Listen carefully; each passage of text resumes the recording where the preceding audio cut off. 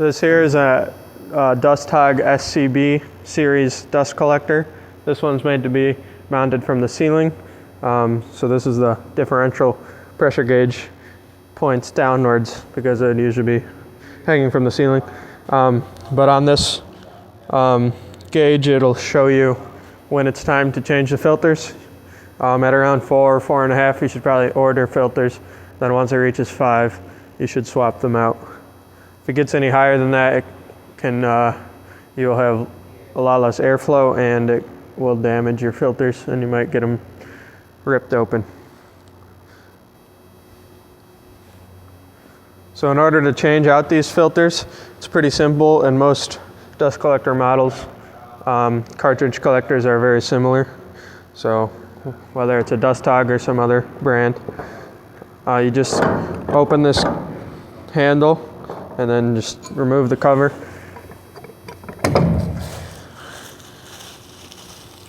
Then if you just pull the cartridge out a little bit, you can see if there's a bunch of dust on the top with less on the sides. It could be because your reverse pulse isn't working. So you would want to look into that if that's the case.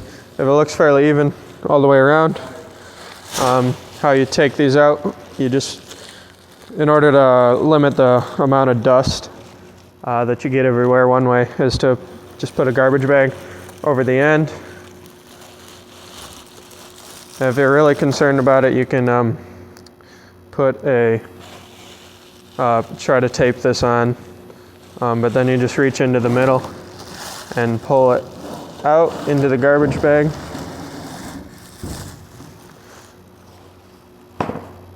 And that's it. And there's usually 2 deep in most cartridge dust collectors. So the next one comes out the same way, you just pull it forward and into another garbage bag. And then when you're putting them back in, the main thing you have to pay attention to is the gasket. Each filter usually only has gasket on one side, and that side goes in first to make sure it seals between the filters and at the back of the unit.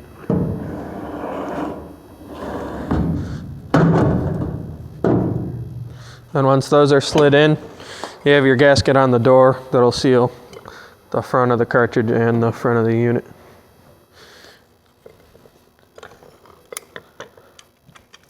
Then you just slide this door back on and tighten the handle. You're good to go.